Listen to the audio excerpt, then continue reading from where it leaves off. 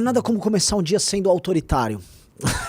Tomar um café autoritário aqui, porque é o seguinte, vou dar opiniões aqui complicadas, tá? Hoje, né, vim pro escritório normal, ia gravar um vídeo analisando questúnculas eleitorais. Porém, a esquerda global não me deixa respirar. Vamos assistir esse pequeno vídeo dessas duas ativistas, essas moças, né, muito inteligentes, muito capazes, que falaram, já sei, eu vou no museu e pra protestar sobre qualquer bobeira, tipo comida e bababá, sendo que elas são meninas ricas que moram num país de primeiro mundo, elas resolveram jogar tinta num quadro do Van Gogh. Dá uma olhada.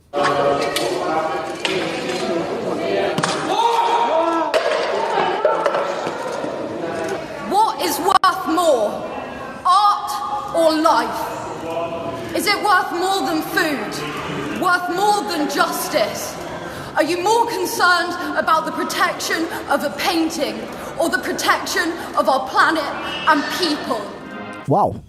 Parabéns, moças, vocês fizeram um grande protesto, vocês chocaram o mundo. E é ridículo, porque tipo, tinha uma tela de vidro na frente, então elas não prejudicaram o quadro. Logo depois elas tentaram... vamos dizer, grudar ali na frente para ninguém poder tirar elas.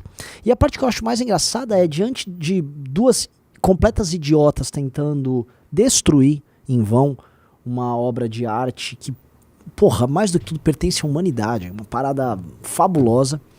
Os repórteres e as pessoas ali na frente não fazem nada, dão os belos, elas vão fazer isso, gente sem ação, gente sem sangue correndo na veia. É a gente que se vê, sei lá, um cara batendo na esposa no meio da rua, vão ficar olhando, vão passar reto. Se vê um assalto, o quê?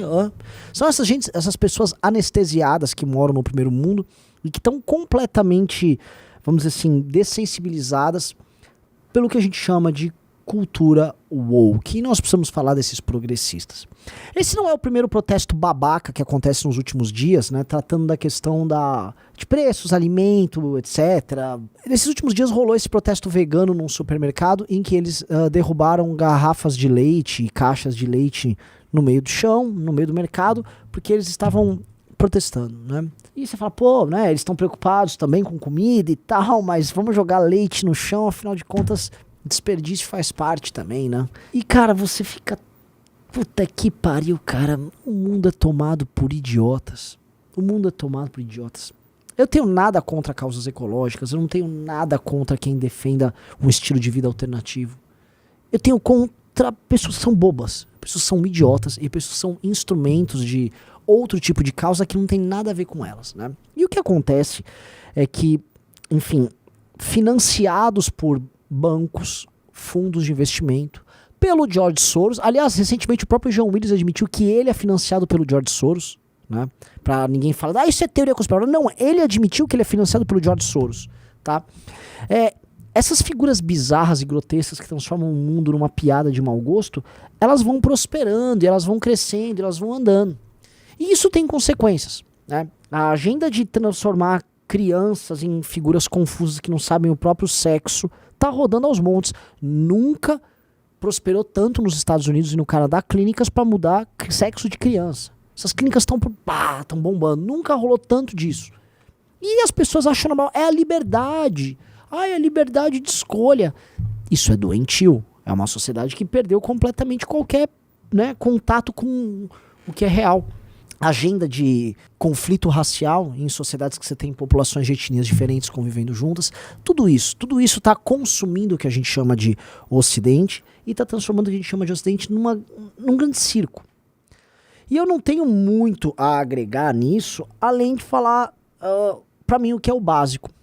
Para essa gentalha, lei e ordem e repressão. E vamos parar com o discurso liberal, não, mas assim, o direito de manifestar, não. Sacou? Tem que proibir e tem que prender.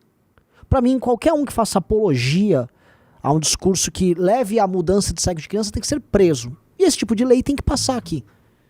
E se houvesse um presidente verdadeiramente conservador, como o Bolsonaro tenta vender que é, ele tinha que estar lutando por isso. Se ele se preocupa com isso e não utiliza isso como um mero barulho para eleger seus correligionários, que é o que ele faz na prática, né? Esse tipo de coisa tem que ser criminalizada. Gente que depreda tem que ser criminalizada, mas criminalizada mesmo, ir pra cadeia e encana. Porque é só assim, com lei e ordem e atuando de forma dura, você se faz respeitado. Pega o caso brasileiro aqui, né? O Alexandre de Moraes. Ele basicamente calou todo um bloco ideológico tentando botar todo mundo em cana, com ordens de prisão num processo arbitrário. E não é que eu não concorde que essas pessoas são subversivos, bizarros, tentando dar um golpe de Estado em nome do Bolsonaro. Eles são tudo isso, tá? Mas ele catou e fez. Catou, foi autoritário e fez. Portanto, autoritarismo para uma determinada linha ideológica vale. Recentemente, o Xablau, o completo maluco do Alex Jones nos Estados Unidos, foi condenado a pagar quase $1 bilhão em indenização num caso em que ele... Eu não tenho ainda muitos detalhes, mas assim, um caso que ele abordou ali, ou ele foi negacionista sobre umas mortes que tiveram lá, acho que numa escola, alguma coisa assim, teve algum atentado, alguma coisa assim, ele negou e tal, vai ter que pagar 1 bi. Calma, ele é um imbecil, mas 1 bi? Então, assim, existe lei, ordem e repressão para um determinado bloco ideológico. Para outro bloco ideológico existe celebração. É o caso, por exemplo, aqui no Brasil, daquele idiota do Renato Freitas, que era vereador em Curitiba. Ele me invade uma igreja, invadiu a igreja, invade um culto religioso, para o culto religioso para ficar falando de racismo estrutural. Nem ele sabe explicar essas teorias bosta. Aí o cara perde o mandato dele, é derrubado o mandato dele, porém vai o Barroso, o outro Xablau, e vai lá e dá um despacho citando a tese do Silvio Almeida sobre racismo estrutural, outra baboseira. É isso, ele pode fazer isso porque num contexto de racismo estrutural, ele pode fazer. Então pode, tá permitindo cometer crime porque é racismo estrutural, impedir que o cara cometa um crime. Vai tomar no cu, maluco. Não tem lei e ordem e todo mundo que compra a agenda progressista é permitido fazer o que quiser, inclusive cometer crime. Inclusive destruir obras de arte. E assim a anomia se coloca e assim o tal do Ocidente, o que eu odeio tratar as coisas nesses termos, se consome. Então se a gente for falar em guerra cultural, não adianta falar em guerra cultural apenas, eu vou fazer uma produtora de vídeos que eu vou denunciar isso. Não é isso. Tá? Tem que ter lei e ordem. E tem que ser duro pra caralho com isso. E tem que reprimir. Reprimir, ter penas duras e não ter brincadeira com isso. Tá? Tem que ser assim. Porque enquanto ficar só no, olha, só não vai acontecer nada. Tá? Esses movimentos de esquerda que são financiados, via de regra, por grandes empresas, instituições financeiras, que têm espaço televisivo, midiático, jornalístico, essas figuras, ela tem um espaço maior e eles estão fazendo engenharia social, caralho. E eles estão, isso é fato. Veja só, porque isso é um luto do caralho.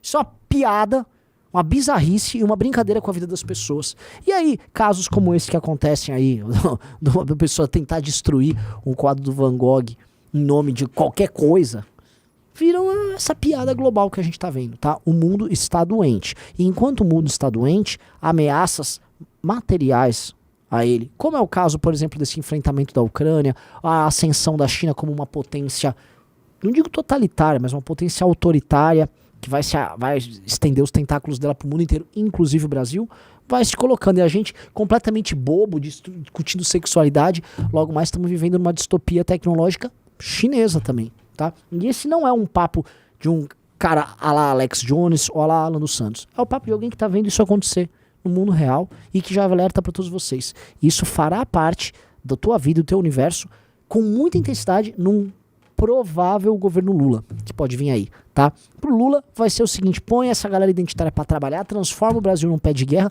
fica tentando governar nessa barulheira, tenta dar uma grana pras pessoas mais pobres e vê o que acontece, tá? Aguardem, os próximos capítulos não são nem um pouco bons, tá? Se você quiser fazer um enfrentamento a isso, aí fica aí o ponto. Não, mas eu quero enfrentar. Nós estamos num congresso em que a linha de atuação do MBL vai ser determinada. Vai ser dia 5 de novembro aqui em São Paulo, no bairro da Moca. Vai ser um lugar enorme. A gente já tem mais de 1.400 ingressos vendidos. Vai ser assim, lotado, vai ser animal. E você vai poder participar desse processo de mudança. Vamos discutir cultura woke, pós-liberalismo, qual linha política adotar, como montar uma frente ampla para enfrentar Lula ou Bolsonaro, como construir uma candidatura para 2026. Tudo isso vai estar lá. E eu conto com você. Tem aqui meu cupom de desconto e vambora. Aguardo vocês. Esse foi meu recado e um beijo pra todo mundo.